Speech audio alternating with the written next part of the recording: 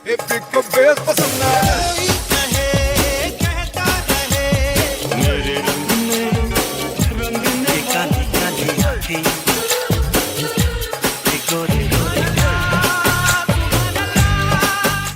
this is Asim. This is Sujoy. This is Amrita. And you're listening to Khandaan, a Bollywood podcast about the three main Khans of the Hindi film industry. Amir, Salman, And Shara. Hi, you're listening to Khandaan, a Bollywood podcast regular feed. Thank you so much for your support over the years. We now have a Patreon channel with bonus content and exclusive merch for those of you who would like to support us. Every dollar goes towards creating more and better content. Visit us at patreon.com/Khandaan podcast. and welcome to a new episode of Khandaan Podcast. My name is Asim Bernie, and I'm joined with my lovely co-hosts Amrita and Sujoy. Hey, Amrita. Hey, Sujoy. Hey there, everybody. Hello. Sujoy, you're looking very spiffy today. Oh, what does that mean?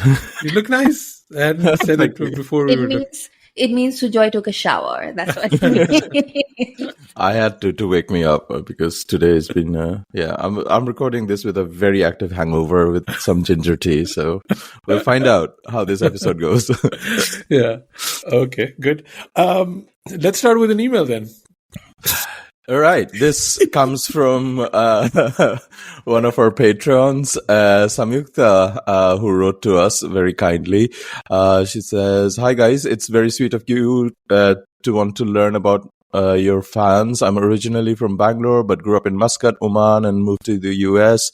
And she's been in the US for the last 10 years. She absolutely loves Bollywood, and which is what drew her to our podcast, because she missed out on a lot of 90s gossip and loved catching us on the podcast. She's got some questions for us. When did you start? We had some questions for all our listeners. So she answers to those. When did you start listening to Khandaan? She says she started listening to us in early 2020. A friend of mine mentioned your podcast because she said you discuss Khan movies. I was hooked onto the podcast right from my first listen, and the rest, as they say, is history. I mainly listen on my drives to work, as that's the only time I get without interruptions, like all other listeners. I do feel like I'm listening, agreeing, disagreeing, and laughing with my friends, and I really love that. I also feel a tad jealous when the meetups happen, because I so badly want to meet all three of you, but fingers crossed that will happen one day." She lives in San Diego right now. Why you would suggest people sign up to the Patreon? She answers, "'Cause why not?" I like that. I like that there is an option of signing up to different tiers, given the number of episodes that come out each year, plus the additional Patreon specials. Paying to listen is totally worth it. Plus, after hearing your podcast, I also get a lot of content to show my knowledge off and sound smart, saying stuff like, I was listening to this podcast and they said... I thought people were getting dumber listening to us, but they're actually getting smarter listening to We us. are the very few smart ones, Which movie that we haven't covered that you would like us to cover? She mentions Raju Ban Gaya Gentleman. It's one of my top SRK movies, and I would really love for you guys to discuss it, perhaps with a guest, Aditya Shri Krishna, who was on the Kabhi Ha Kabhi Na episode. Yeah, that's been a while. We should get Aditya back on, huh? Yeah. What other activities would you like more of, specifically for Patreon only? She has a lot of suggestions. I would love to hear more essays from Amrita and more mixtapes from Sujoy. Okay. Dono All right. mehnat karo. If she don't want to hear from me, yaar, it's all you two. Yeah. Lot of homework for both me and Amrita. I also enjoy the recommendation posts of what you guys are currently watching. I would love if you could recommend movies from other languages in Patreon posts and not episodes from maybe the 80s and 90s Mani Ratnam movies or other Malayalam ones. That would be lovely, as I didn't grow up watching those and would love to catch up. Like many others have said, I too would like for the focus to be more on Khan movies rather than every release that comes out, because I enjoy those episodes much more. Lastly, I wonder if you could do a summer special of Irfan Khan movies. We've gotten so many people getting back to us also about Ram Jane last time. Like the few movies we've done recently, they just love the older Khan movies. And this is literally feedback that we got from our listeners from Patreon and otherwise, that we should like focus more on those. So I'm glad people are enjoying that, and it's kind of, getting back to our core brand. Yeah. Samyukta, in your honor, I'm eating like Omani halwa that I ordered off Instagram of some like random store in the middle of Kerala, apparently, where they make it. And I'm eating it and it's delicious. So, cheers. Also, I would love to make a Patreon post recommending Malayalam movies from the 80s and 90s, because those were two really amazing years for Malayalam cinema. But the problem is that subtitles. Yeah. Like there are very few Malayalam movies of that era with any subtitles, but even the subtitles that there are really terrible. There's like entire scenes go by without any subtitles, and there's just like one word, and it's like no, which you could understand even without a subtitle. So there's no point in me like telling you that unless you are ready to watch a movie without subtitles, which is great, except some of the best movies that came out of Malayalam in those years were comedies, for which you really do need subtitles. So, I do, because I've been watching more Mammootty and Mohanlal movies. They've been recommended more on the algorithm, and these older ones look really rough. I'm like, what is this? Like, like, how do I navigate that? Like, I want to go back, because I'm watching some of them now, but I'd also like to maybe see some of them in their prime. And I was like, wow, this looks really, really rough. Like the image and the poster, it's like super old school, So I never even check if they have subtitles. So I mean, the Malayalam movies that are made today, they look super polished, but they're made on like a fraction of the budget of a Bollywood movie, or even a Telugu movie or a Tamil movie. But back in the day, they were probably made for like, I don't know, like my monthly salary or something, like it's not a lot of money. So you have to really understand the language to watch those movies from back then, I'm afraid. And like with investment from, channels like Asianet, which sort of buys these movie archives probably like in bulk, perhaps, there is no money put into the restoration, because all of this was, shot on film back in the day, and there is no restoration to digital. So it all sort of sits like in tapes, which is put on broadcast on the Asianet channels, and none of them have subtitles, and all the image is still that film being captured into a tape. So it's like terrible. It still looks like analog. Also, let's not forget, this whole thing about Malayalam movies is so recent. Like it was literally during the pandemic that the rest of India discovered Malayalam movies and started watching them.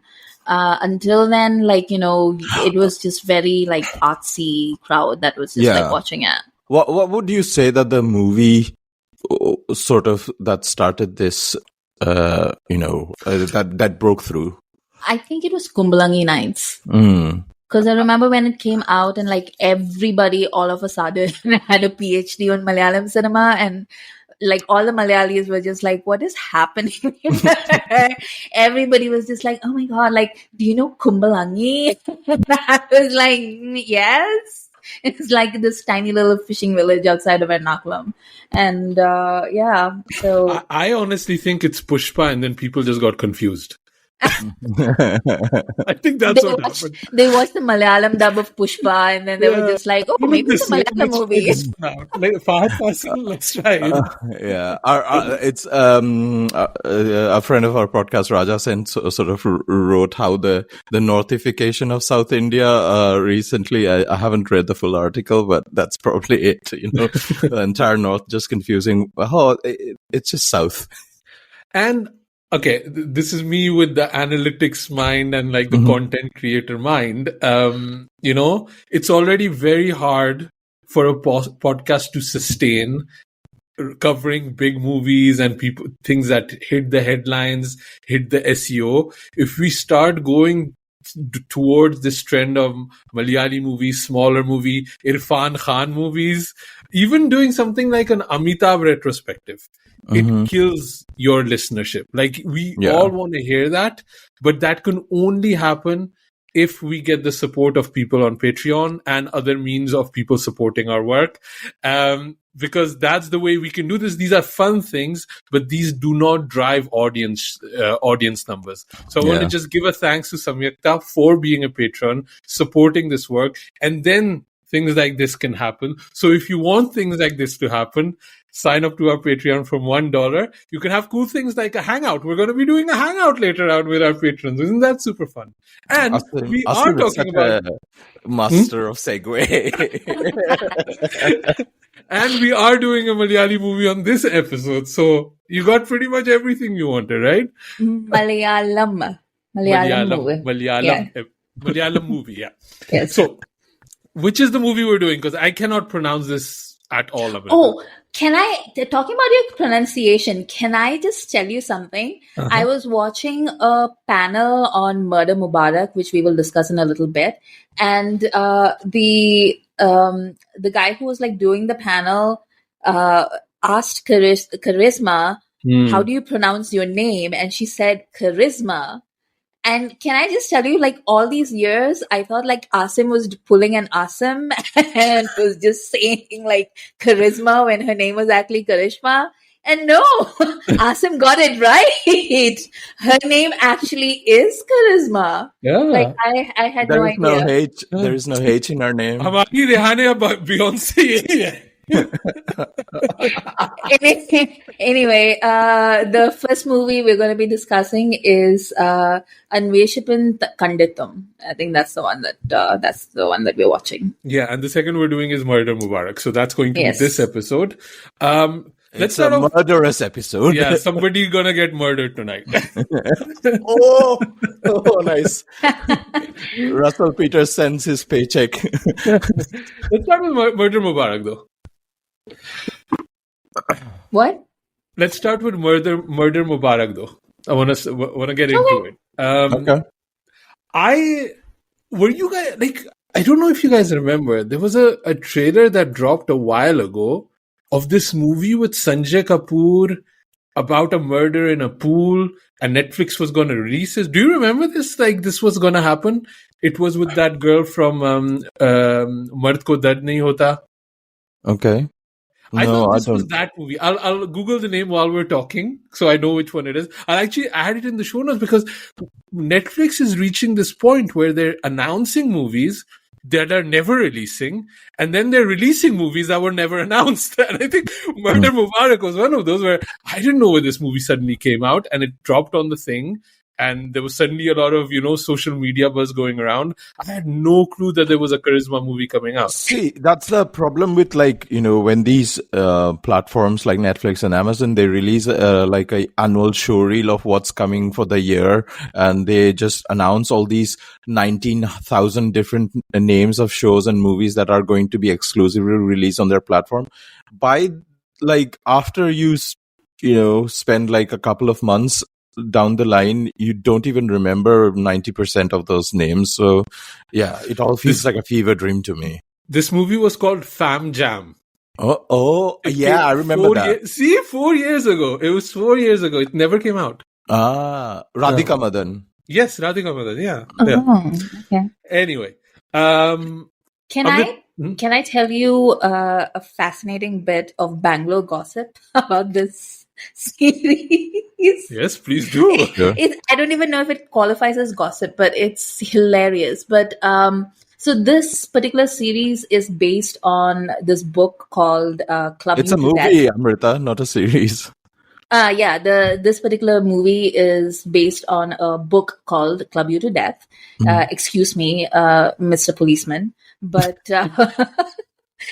It's written by this woman called Anuja Chauhan, who's like this very successful Indian chick lit author. And she wrote that Dulquer Salman cricket Zoya movie. Factor. Yeah, Zoya Factor. Yeah. yeah, exactly. So she's done like a bunch of her books have been adapted into movies and series and things like that.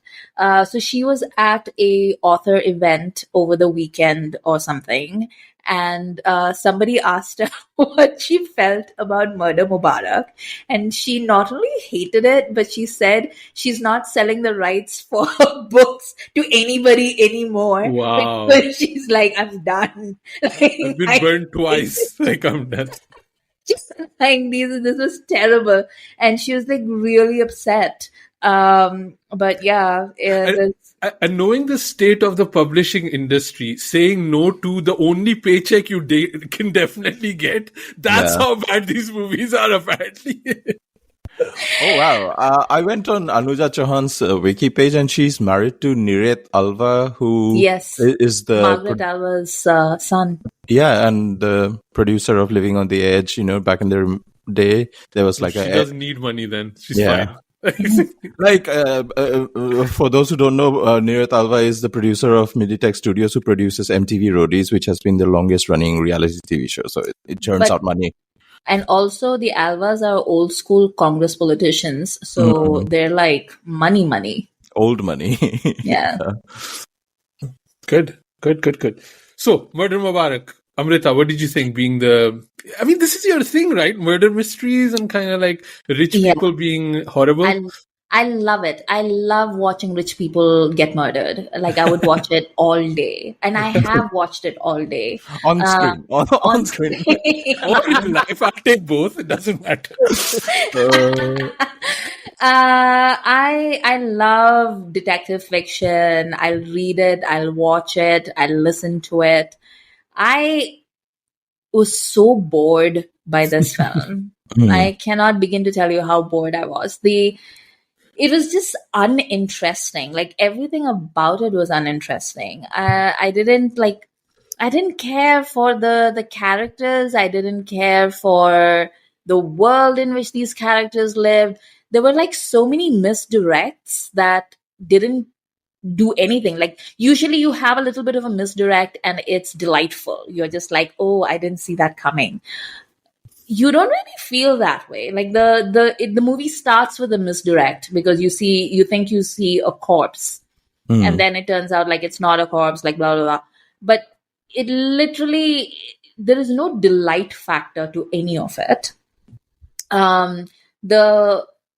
The resolution of it is also kind of meh.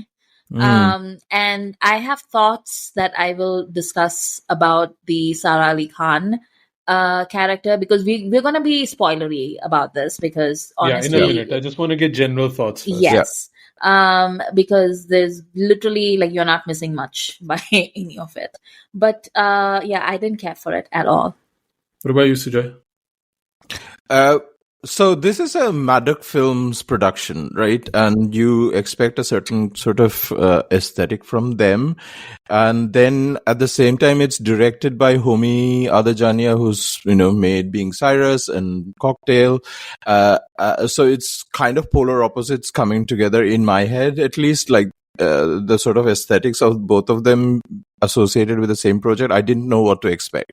And then the movie started, and, when Pankaj Tripathi's character is introduced as the ACP who is investigating this murder case, that whole scene set in like an old Delhi sort of environment, and it's so much underscored with so many comedy twangs and, sounds in the background score. It just took me out of this movie, and I never got to get back to it. Like, it's a murder mystery, but it plays like a street play comedy in a way, with how Pankaj Tripathi's character is portrayed, and he's supposed to be the one who connects the dots, and we are supposed to be he's like, the smarter audience that is in on the case. And it just took me out completely. Like, I did not know, like, especially because this movie was exclusively made for Netflix, they had the freedom of not worrying about the box office. They had the, creative liberty to, I guess, take more swings and be more,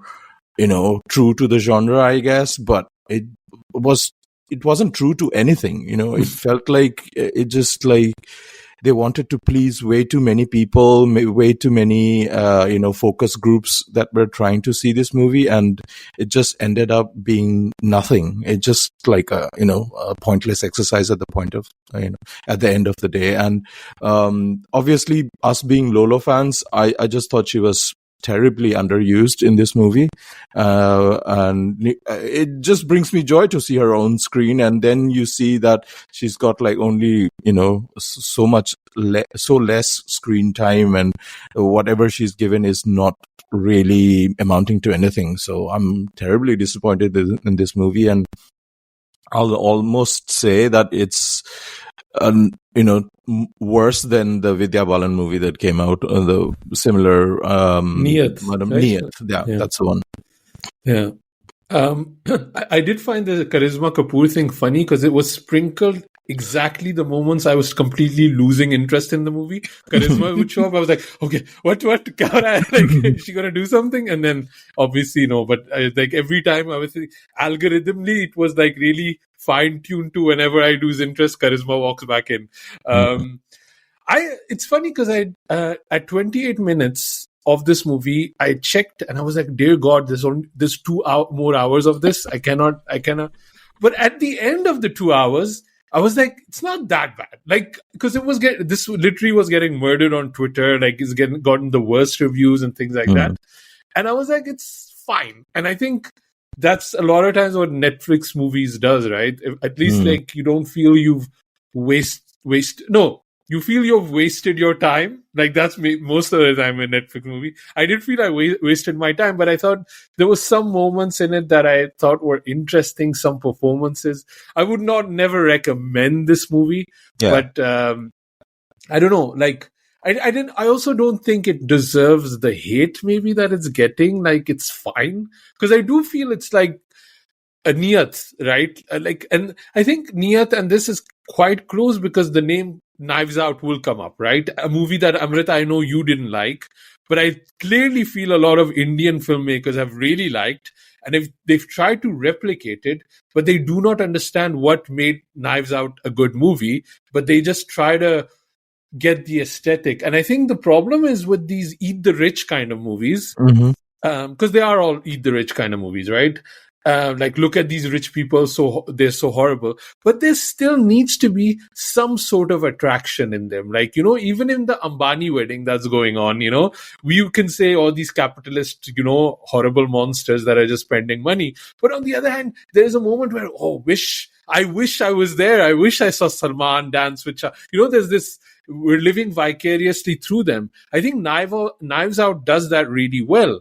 Glass Onion even does that really well, where I want to be on that island, even though these people are ridiculous. Here, there's no moment I want to be in that country club. In Niyat, I don't want to be in that Scottish castle. None of these people have any interest, any attraction. They just seem like horrible, horrible people. And I think then also the way, like, the thing is, like, I mean, you guys I think everybody does this, is you try to figure out who the killer is, right? Throughout the movie, you're watching the movie, but 40% is like, I'm not going to let this movie trick me. I'm going to be smarter than the movie, right? But this movie is never that smart, right? So it kind of like takes away 50% of the pleasure of the movie because, I don't know. Like, Amrita, but I think even when we are trying to outsmart the movie, it only happens when the movie is interesting enough to grab my attention. If the movie sort of loses my attention within the first 10 or 20 minutes, I'm just passively watching this movie then. Like, I'm not actively involved in the proceedings, so I just lose interest, and I'm like, yeah, let the story unfold by itself. I'm not even gonna exercise my brain cells trying to figure this out. So, Amrita, like, how does this work in terms of a whodunit mechanics for you?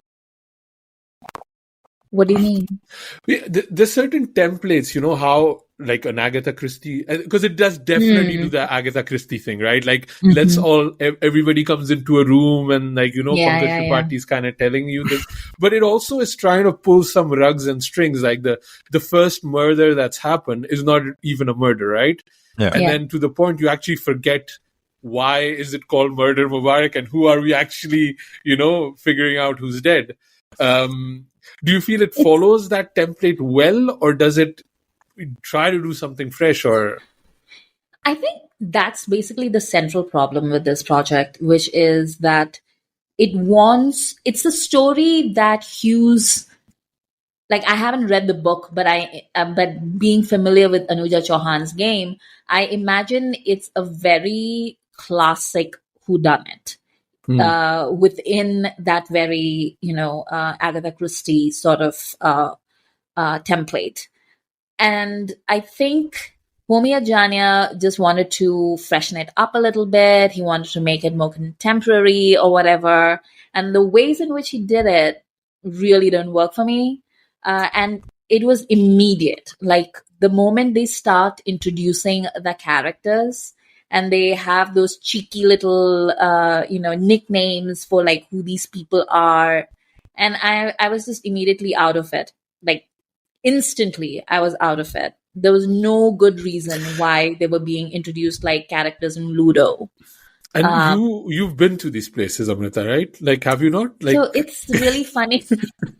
It's really funny, but like I grew up in like spending my weekends at the Delhi Gymkhana. So I actually do know exactly what the club life is like in Delhi, but and it is ridiculous. And there are people who are very much creatures of the club. And I come from a club family. My grandfather was like very much the kind of guy who spent every evening at the club, like that kind of a guy. So I understand that club culture thing, and I thought that final scene in which Sara is fighting with her husband, and she says, like if you marry this girl, nobody will even nobody will even accept her at the club, because she can't really think of anything other than like outside of that. Yeah. She's like, that's the world for her, I thought like that was like that could have been a well realized or conceptualized piece of writing, but it all just kind of falls apart because there is no, like you said, like, these characters need to be aspirational. There needs to be something human about them, that you relate to them, you empathize with them, or you despise them, or you really look down upon them. But this movie is even afraid to look down upon them, To me, it felt like, and now that you're telling me about the writer, it really feels like the writer is part of that club, but he feels like he's too good for these people, and he's just taking notes while he was at the club, or her, like the movie writer or the novel writer, whoever. I've not read the book, but it really feels like somebody's taking, scores from people that he's observed at this, and the observation seems like, I think if you were at the club, sorry, if you were at the club where this was written originally, you would be 100% sure who these people are. I think they're very clearly written stereotypes of people, Yes. It's funny because you were saying that, and I'd forgotten this until you just said it. But I remember there was a birthday party when I was like, I don't know, 11 or 12, and at my most vicious, sarcastic, pre-adolescent self. And there was a birthday party where we had to do like a little bit of a talent routine, and my talent routine was like an impromptu stand-up routine that I did where I was introducing people to people that I had seen at the club that week. And I actually won like first prize because I was so vicious about all of them. I had completely forgotten about that until like you were saying that, and I was just like, oh my God, I'm that writer who thought I was better than all the adults that she saw. Yes, yes. As like you said, there is no connect between these people and the movie that was done, except for one thing. I will say that there was one genuine moment in this film that I genuinely liked, and that is when Pankaj Tripathi's character meets Karisma's character, and Karisma's character is supposed to be this sort of washed up 90s B-list bombshell, right? Which, if you live through the 90s, you'll know that Karisma Kapoor was basically the top actor, like female actor in Bollywood for years, but she never got her flowers and she never got her due because her success was basically built on her movies with Govinda, for example. And everybody was just like, oh, she makes those, those Khatia songs and everything. And, she's somehow declassé. And meanwhile, she was like the most successful Bollywood heroine of her era. And she had like all these like giant hits, but it wasn't until she straightened her hair and cried a lot in Raja Hindustani that anyone was willing to give her any respect. And there is this moment where Pankaj Tripathi sees her walking towards him, and he has this silly grin on his face, and he can't take his eyes off her. And I was like, I bet Pankaj Tripathi was in those theaters in the 90s watching her dance with Govinda and like getting his mind blown. And that's felt like such a genuine reaction to having the Karisma Kapoor walk towards you, So that felt like very real and very, I thought that was very cute. So Joy, man, how did your heart beat when Karisma walked in? How did that work for you? Yeah, always a joy, man, to see her on screen, off screen, on interviews, anywhere. Like, did you see her dance with Varun Dhawan on stage the other day? No, I haven't. Where? So good. Send me a link. I have it bookmarked. Yeah, but, like as I said, it was mostly a disappointment of how Shehnaz Noorani's character is not necessarily explored. It's like that's such a subplot of a subplot. I felt like and Karisma deserves more. It's also just like they make her Muslim. They talk about riots, right? But it's like a complete aside. Like it has no bearing to the rest of the movie whatsoever. So it's a shame. She looks like $1,000,000 though. Like amazing. Yeah. I want to talk about Pankaj Tripathi. Actually, I heard this point made very well on our friends at Filmy Ladies. And I wanted to give them a shout out. I actually had to stop listening to the podcast because they were talking about Murder Mubarak, and I was like, oh, I'll probably end up making the same points. But I'm stealing this point from Beth because I do think it's true. Pankaj Tripathi wearing a sweater vest, speaking chaste Hindi. I'm really done with it. Like I cannot do it anymore. And I feel this is one of those things where we were talking about Madgaon Express, and there's a certain type of people that write about movies, that talk about movies. We might be those types. I'm not sure. But the kind of people that write, they give a pass to Pankaj Tripathi that they would never give to Akshay Kumar, Salman Khan or Sonakshi Sinha. But he's been literally doing the same thing for like however long. And I understand, like, it's a business for him. He wants to make money, like he's not one of those top tier star. He can't say no, but man, I am so done with this sweater vest thing. I've seen it in Mimi. I've seen it in Bareli Ki Barfi, whatever, it's always the same thing. Yeah. What do you think about that, Sujoy?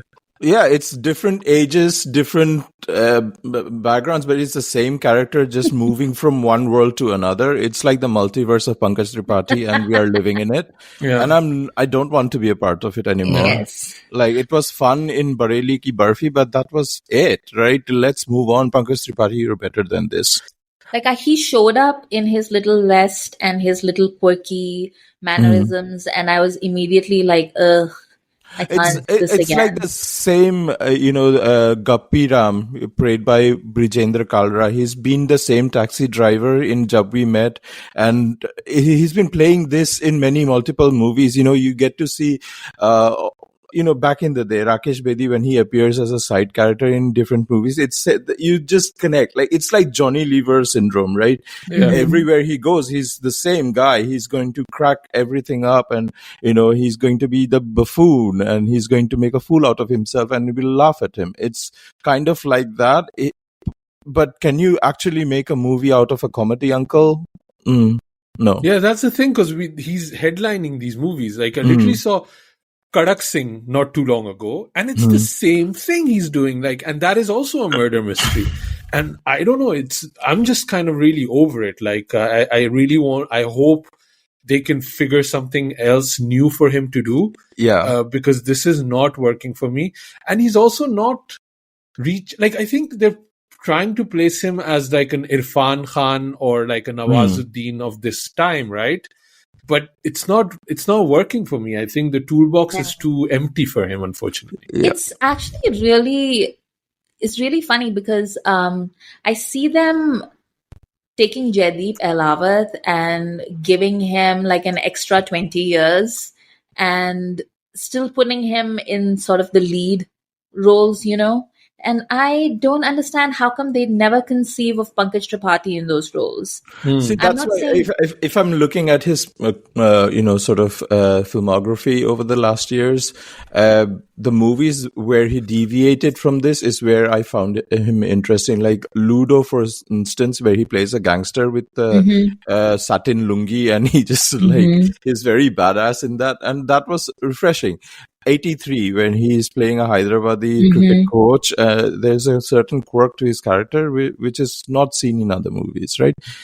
Variety is the spice.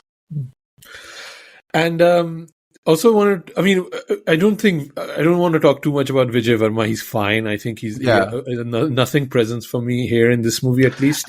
The problem with both him and Sara Ali Khan is that because they want to deviate, and I think we can get into spoilers a little bit, that because they want to swerve that these are innocent, good people, they focus on it so much throughout the movie that that these are the people that are involved in the murder, right? So it's like, and that's where I said about this idea of, 50% of your brain is figuring out who the murderer is, obviously, and straight away because and I want to talk about Sara Ali Khan now a little bit, is because first of all, I want to say, I was seeing some good reviews initially about her performance.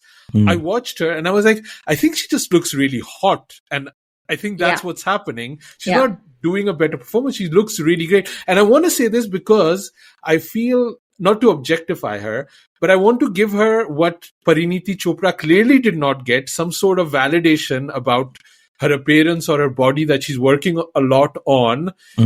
You look great, Sara Ali Khan, right? Like, you're doing great. You know that scene in the beginning where they're having that party in the opening scenes, and she shows up, and then as the fight breaks out, she starts dancing. Yes. She is great in that. Like, she's got like pizzazz, she's moxie, she's, she's pretty and she's hot, and she's wearing the heck out of that sari, Yeah. And that's the best that I can say about her.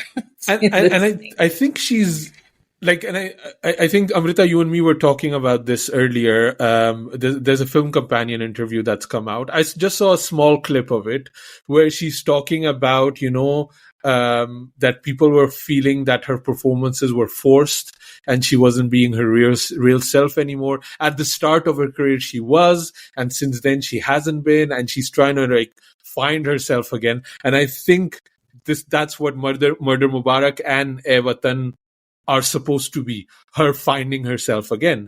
And I don't think it's mission accomplished at all, unfortunately. I do see the artifice still, and I see the uncertainty in her performance more than I ever used to. And I like her. I've said this many times. I like her. I wish the best for her. But something is not gelling, Dal mein kuch kala hai. And I don't know, Amrita, you watched the whole thing, right? I watched probably like 60 to 70% of that interview, and then finally I had to switch it off because I was so bored. But it's really weird to me because she shows up and she's trying so hard to be relatable and friendly and charming, and the camera kept cutting away to the audience. Now, the film companion audience, they will literally clap at anything that anybody says. Okay. Like if you've watched one of those film companion interviews in front of an audience type situations, the audience is always like super engaged. They're all like, oh my God, my favorite star is saying something. Like Rani Mukherjee showed up and it was like a full house of her fans, like that's the kind of audience that they get. And this time the camera kept cutting away to the audience and all of them were completely stony faced and zoned out. Like Yeah. there was no response. There was like zero sympathy, zero affection.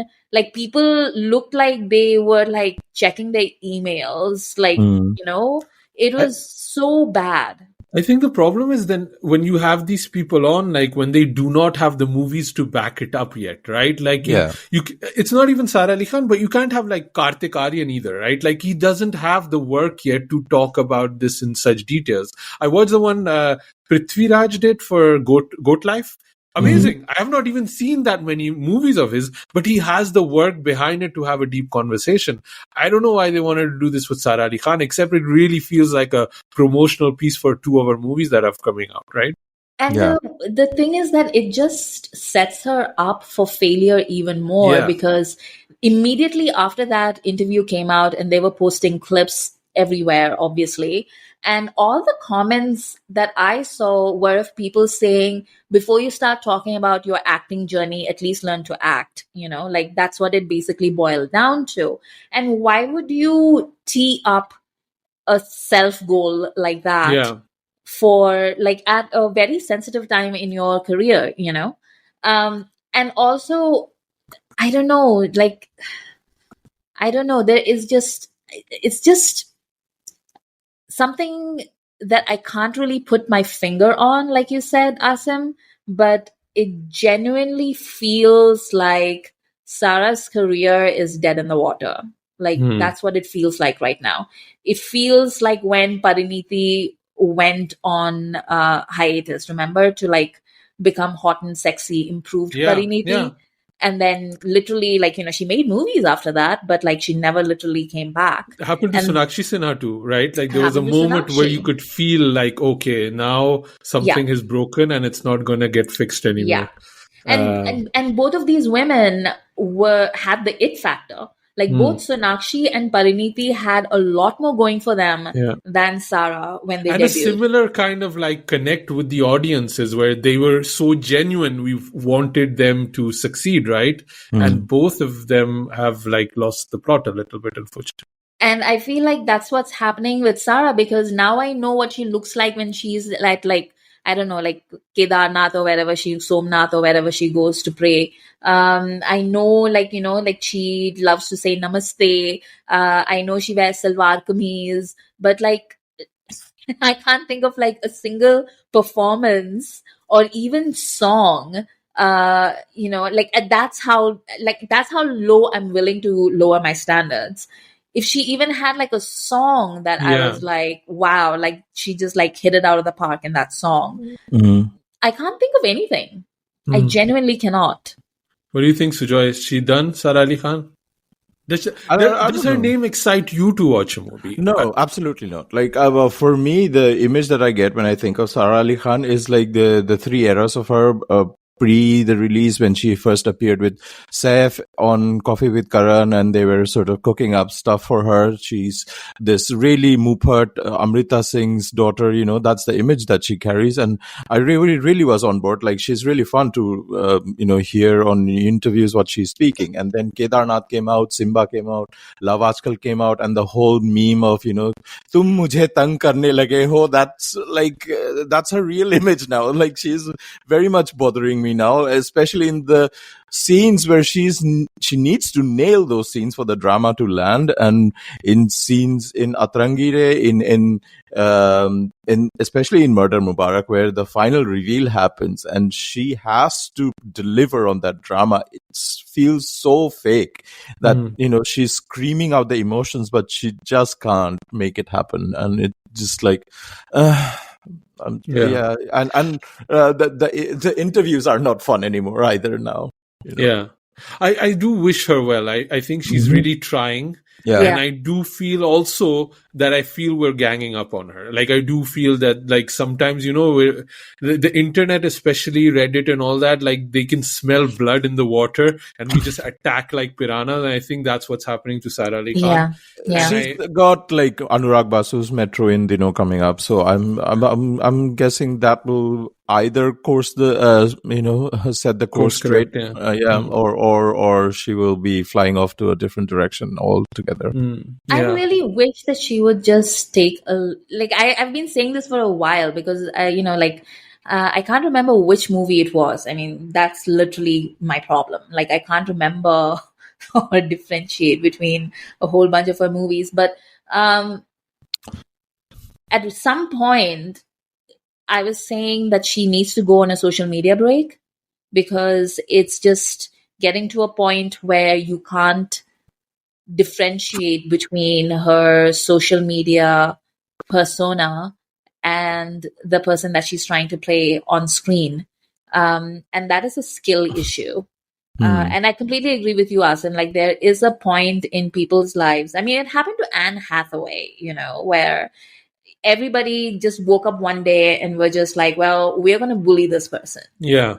And that is definitely what is happening to Sara right now, especially because apparently A Mere Watan, what? A Watan Mere Watan.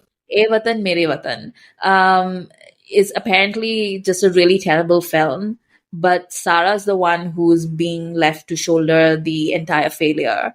And, I get it. When you come from that kind of privilege and you're not able to shoulder it, people are going to take pot shots at you.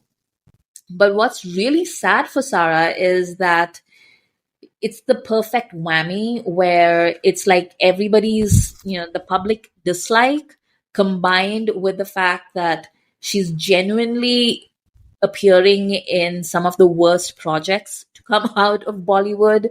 Like, it's just the perfect storm of everything going wrong. But it's also, there is always just gender politics because as much as people are criticizing Sara Ali Khan for doing the work, they're more excited for Ibrahim to come on screen. Yeah. And that feels really odd to me. I see this energy happening and I feel that's messed up because I do think the girl is trying. And like what you said about Evatan, this is a dharma project, right? Like, dharma failed. She didn't fail. Like, she could do what she could do, right? Like, she's trying to do, like an old period piece and she's trying to do these movies and things like that. What else can she do, But yeah. I mean, there must have been, it's not like a movie comes out and like only 2 people have watched it. Like, there's an entire team full of people who have watched every single frame multiple times and okayed them, So there were like multiple chances for people to fix whatever issues there were with her performance if like she wasn't up to the standard. Like, that's the thing with the Love Aajkal clip, right? Like, Imtiaz Ali put that shot in there, right? Like that, like she must have done that shot a few times. It was not her decision which one got taken, right? So this is not her fault either, right? So that part just kind of annoys me a little bit about the way we go after these celebrities, especially young girls. Like, it's their body, it's their face, it's their expression, it's, nepotism. And it's a lot. It reminds me of something that Shah Rukh once told Alia in Coffee with Karan, where he was like, Karan was asking, like, do you have any advice for Alia? And he said that I have the same advice for all young people, which is to do as much work as you can and to be as bad as you can for as long as you can, so that you learn to like, get better with time. And if you notice, like Deepika and that generation was probably the last generation that actually got to take that advice and be bad in like a whole bunch of projects before they actually came into their own, because that experience of being in front of the camera, of being able to, carry off a performance, it doesn't come like overnight to like 99% of the people. There's like maybe like 1% of the population that can do it, like Shah Rukh being one of them. And even Shah Rukh was terrible in so many movies. Like we just did Ram Jaane for our last episode, and he was incredibly bad in it. And that was like, a couple of years into his career. So it's just like, I want to give people the space to grow. But the thing is that the reality of the world that we live in today is just, it's just vicious. And a lot of these people that we are thinking, they're overnight successful or like overnight, like amazingly good actresses or whatever, they're usually doing work for like 10, 15 years before they get their first break. And they've put in that time and they've developed into better actors. Or else they are working in tiny projects that haven't gotten the audience that, the mainstream audience, which is the audience that goes on to bully these actors. Like we've seen that happen with Tripti Dimri, for example. Because everybody loved her when she was doing these Netflix projects, and everybody was like, oh my God, why isn't she in like more and bigger projects? And then she did Animal, and everybody was like, wow, look at that whore, Like that was the entire journey where you're somebody who puts in the work and the time, and then people are just like, we don't like you for no good reason. Yeah, look at the reaction to the bad news poster that dropped, with Vicky Kaushal and her, yeah. She's trying to do something different. She's getting her paycheck. She's been working really hard, and like now we don't like you anymore. Like for me, it doesn't make sense. And I think that energy comes a lot when it's for women. Yeah. When compared to a Kartik Aaryan, so yeah. Anyway. I think that's enough for Murder Mubarak. Let's move on to the second murder mystery that we also watched, also on Netflix also a movie that I didn't hear anything about. I will not try to pronounce. I'll try. I should try this now. Anweshippin Kandethum. Kandethum. This is Kandethum. Yeah. What does it mean? What does it mean? If you seek, you'll find. Oh, okay. I've realized. I'll watch a Tovino Thomas movie as soon as it drops. As soon as I see there's a movie with him, I'll watch it. Like I don't like. He's got me. Like I've watched 3-4 movies of him, and he's been really, really good. And I've really loved all of the movies I've seen him in. And I had no idea what this movie was. I'm not we were talking earlier about Malayalam movies, right? I am still never 100% sure which actor is in which industry. So I'm not 100% sure is he a Telugu actor or a Tamil actor. So when he's dressed as a cop on the poster, I wasn't sure if this was going to be like a Telugu cop movie or what, but I was like, okay, Tovino, I'll just go with it, And I'll just read the plot summary really quickly if people haven't. This is on Netflix, so you can watch it. And the Netflix summary is, this revolves around two major crimes that shook Kerala and the subsequent inquiry into the cases by SOP. I guess that's what it is. Yeah, that's a very short summary. What did you think, Sujoy, of this movie? I think one of you saw this before me and you said like you really liked it and it was like a straight up procedural, but I wasn't expecting the story to be of two halves in a way. And the character arc that of Tovino Thomas as this investigating police officer and what he goes through, but also carrying the baggage of the previous case into the second one, and then also this entire team of other people who were suspended with him. I think that was something interesting that I got to watch here. The performance of Tovino Thomas is brilliant. Like every time, like in the first half when I watched, the introduction of him as this sort of surrendered guy who is sitting outside the police station and it's raining, and then you go into the flashback of what actually happened that led to him to that sort of point in his life. And then you see this small town cop trying to be righteous and trying to, maintain law and order in this smaller town.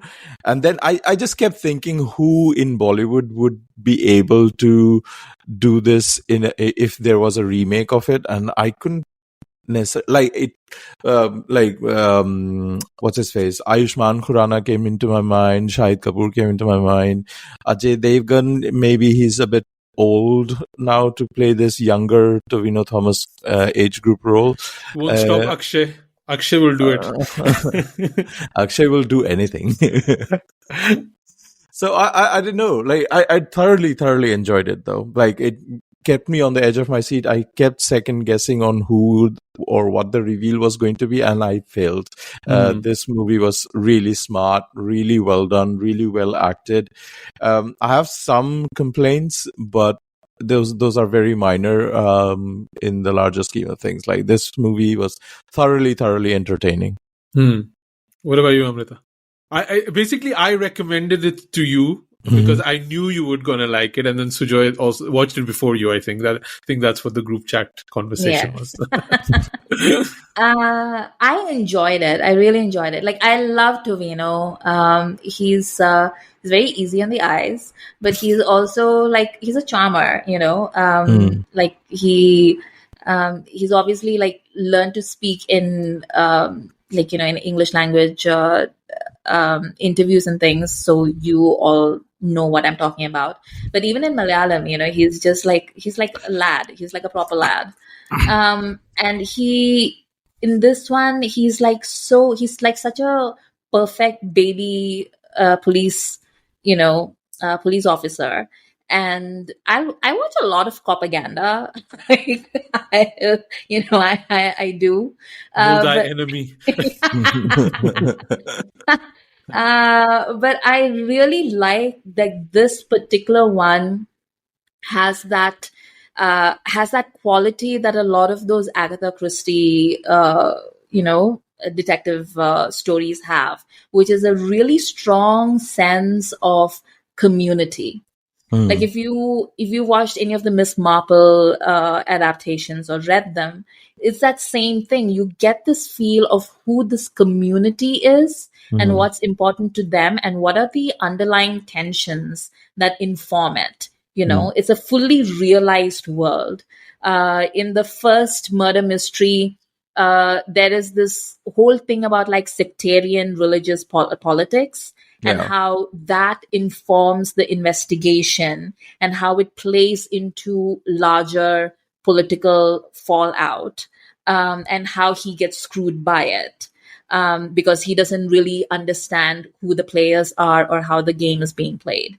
And then in the second one, there's this great scene where he and his team get off the bus and listen to the panchayat leader basically call them out for filth, not knowing that they are listening to him, and they're basically standing there like slandering these people up one side and down the other.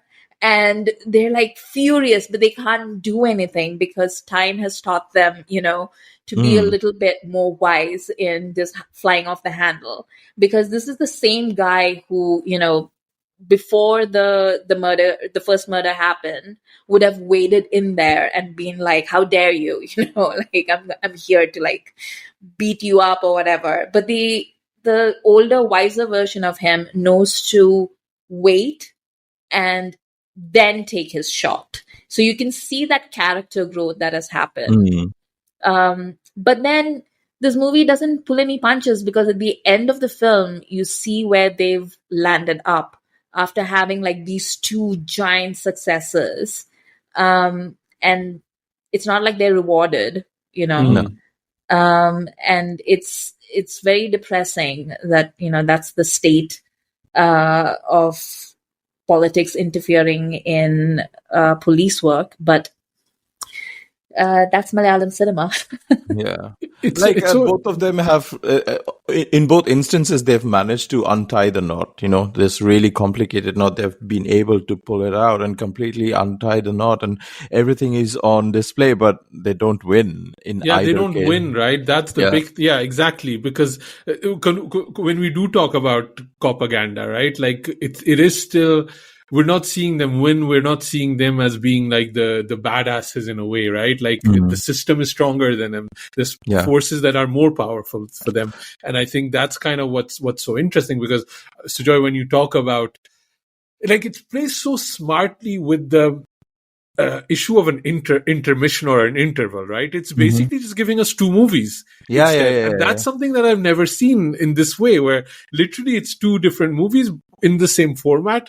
But when you talk about making it maybe a Bollywood remake, I just don't think Bollywood would ever have the patience to make this kind of movie, right? Like, it takes so much, because you're basically watching two movies one after the other, and there is some interconnected. And I could also see them making this a series, that there's a sequel, and there's like, he goes out on to investigate other cases. I think it's left open a little bit. So, and I just don't think Bollywood, not even having the actors that could do it or want to do it or have that kind of age bracket, it just doesn't have the patience of storytelling that this movie does. And I think that's what I really got out of it, because when we talk about something like Murder Mubarak, which is also trying to use the template of a murder mystery, be it Agatha Christie. Here we're doing, I wouldn't say it's an Agatha Christie template. It's more like almost a Murder, She Wrote kind of template in a way.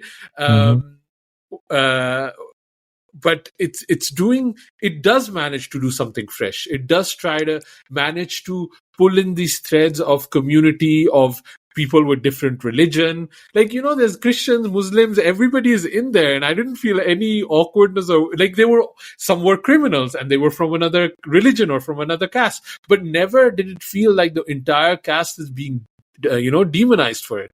It's just one person that did this, or this happened to this community. And even coming into it as, he's coming into a Christian community. He's not a Christian himself. In the movie, at least, and there is pushback. There is, groups forming and forces forming and political machinations happening, but it never feels that it's demonizing any community. And I just don't think Bollywood can do that anymore, unfortunately. And that's such a sad state of affairs, right? The setting of it is very interesting, because again, like from a remake perspective, I don't know where this would be set. Like, this is such a Kerala centric story, because of the existence of these multi-religious community, where they have to find that balance. Like, you cannot go into that church compound and interrogate the father, and he has to work around that. And also, like, when the girl gets in the first story, when she gets found in the water body, and her case is assigned to police officers of the same religion, and they are like talking about it, and the whole political landscape of this.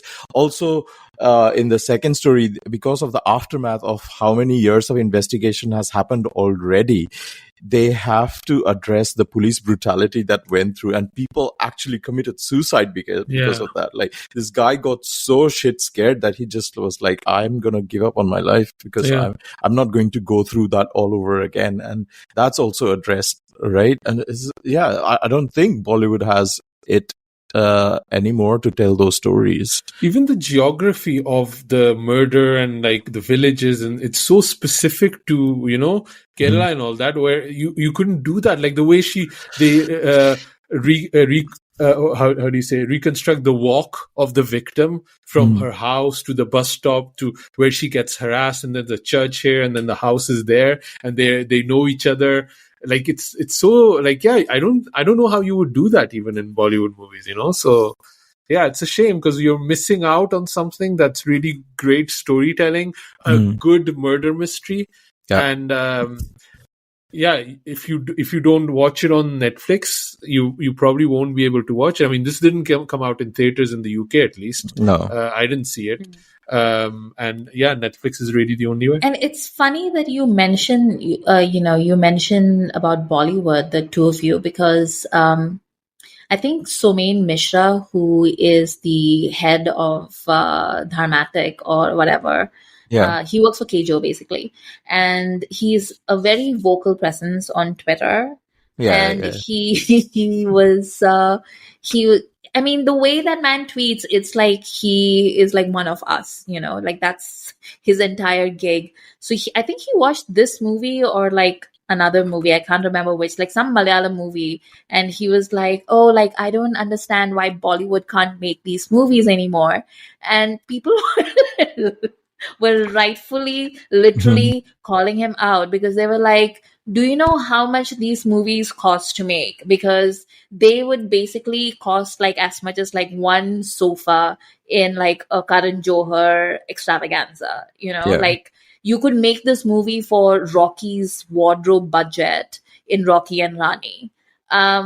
So why wouldn't you just allocate a little bit of money and like give it to aspiring filmmakers and say, hey, why don't you go make something interesting?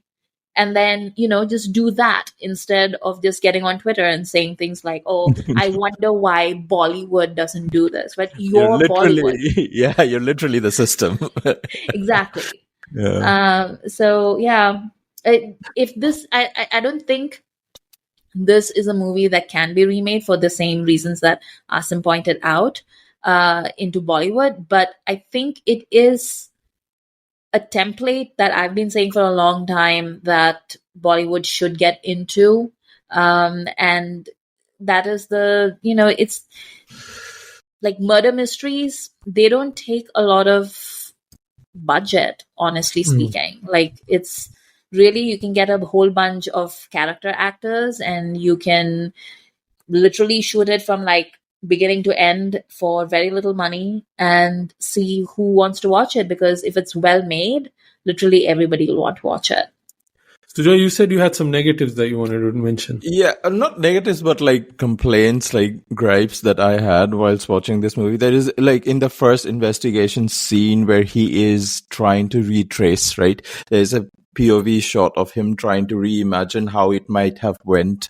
That is done only once. Like in the second, there was a chance of bringing that back in the second instance as well, where he's trying to think how it might have went, and why use that sort of visual trick only once is like suddenly I'll wake up in the night and ask Tovino why, you want more Hannibal, you want more mind castles. That's what you want. Absolutely. Paise nahi hai Sujoy, Amrita just told you. Reshoot ke paise bhi nahi hai to recreate the same scene again. Exactly. The second bit was the gang, right? So there is a cook, there is an older henchman kind of a guy, and there's a third, another guy who is like the handler.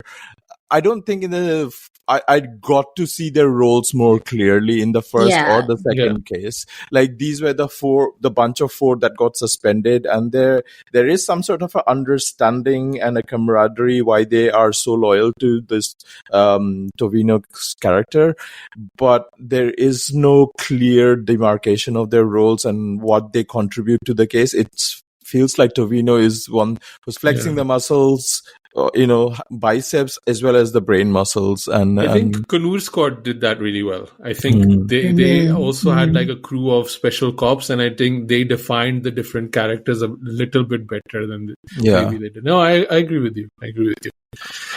I think none of Tovino Thomas's movies that I've watched can be remade, actually. Now, I was thinking while you guys were talking, because I've seen like Thalumala. Yeah, that one I saw, and I saw Minnal Murali. Yeah, there's no way Bollywood can remake any of these three movies. Just no way. Amrita, are there any other ones that I should watch from him? From Tovino? Yeah. I can't think of anything offhand, but I'm sure, there's like.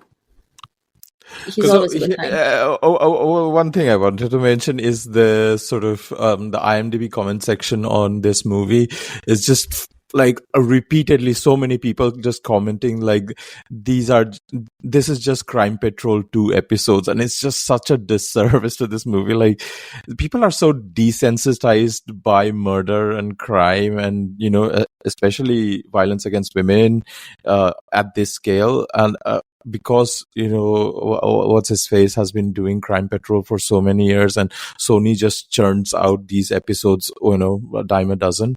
People are just so desensitized to this subject matter, and when it comes in such a well done movie, when it's trying to say these things, people are like, Crime Patrol 2 episodes, and I was like, what the hell, guys, come on.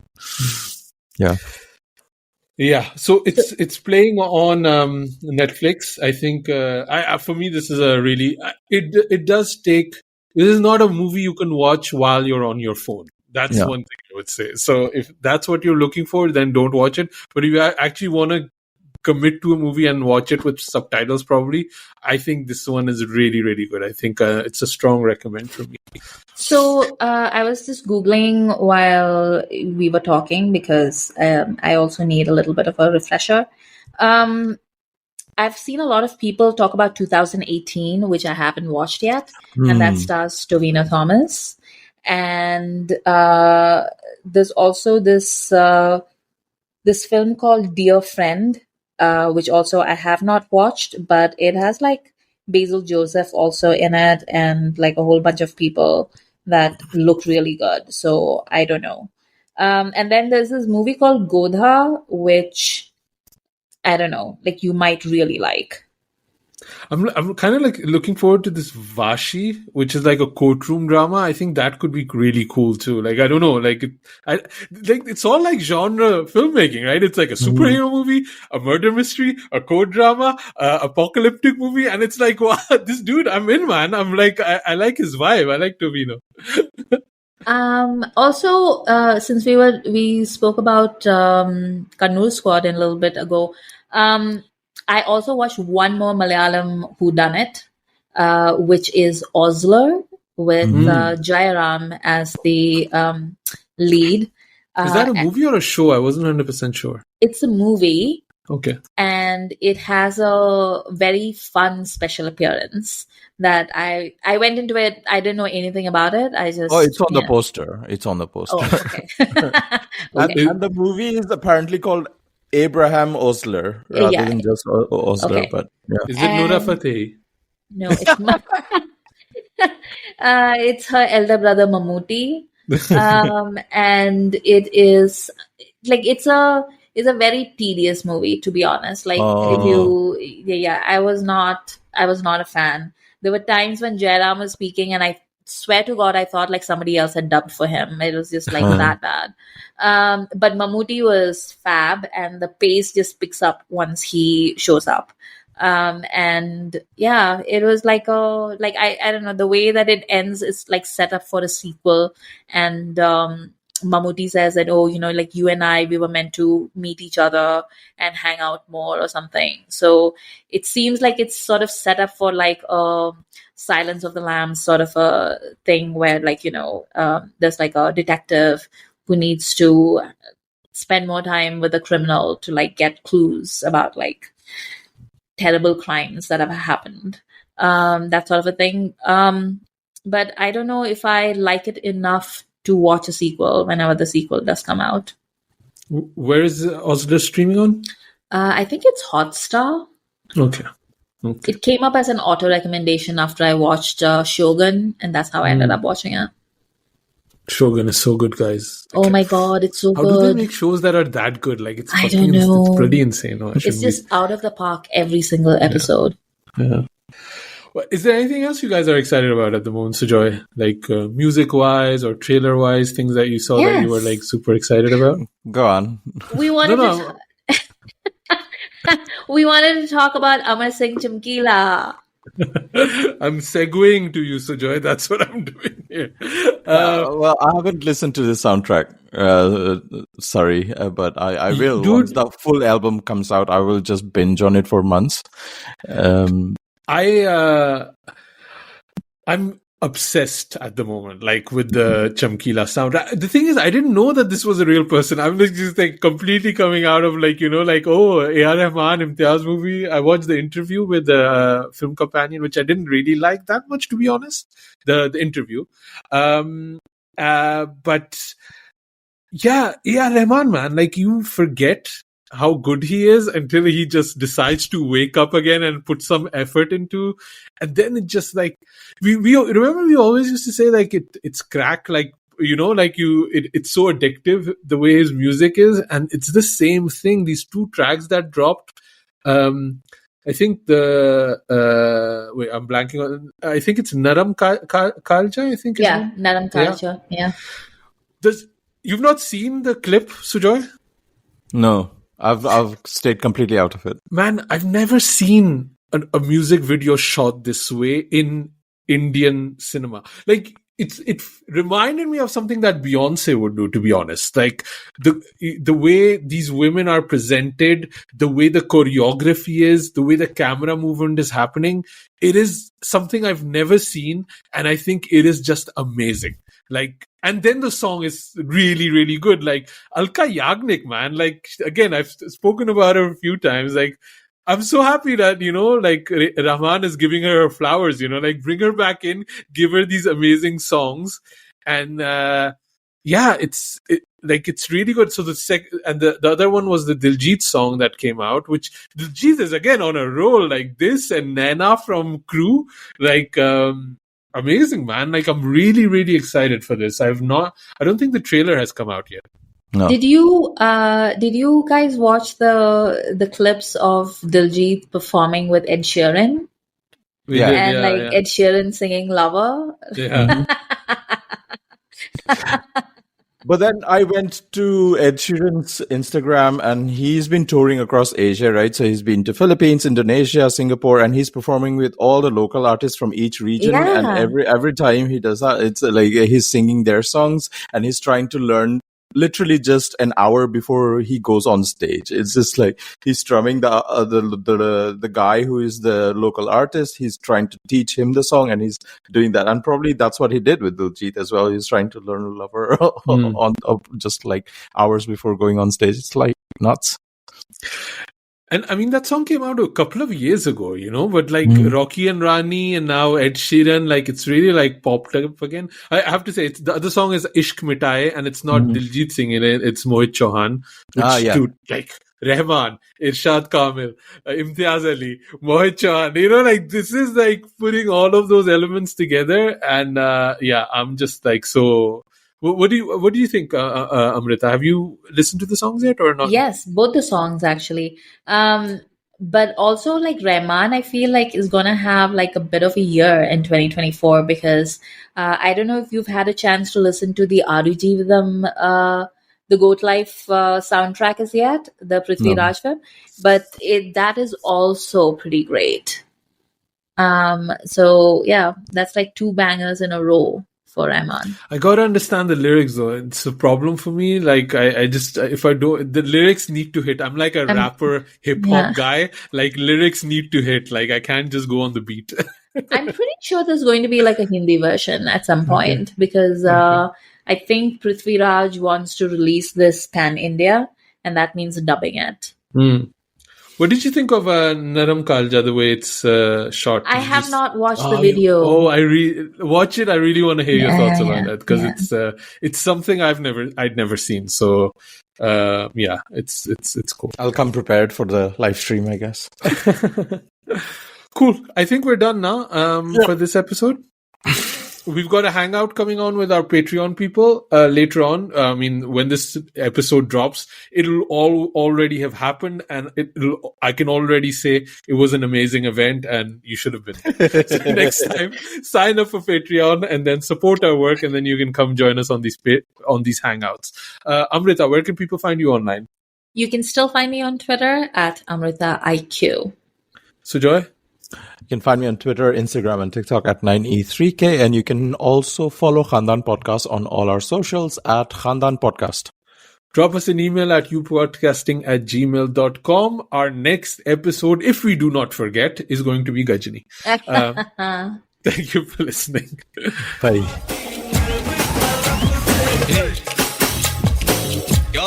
Khandaan Podcast on the acting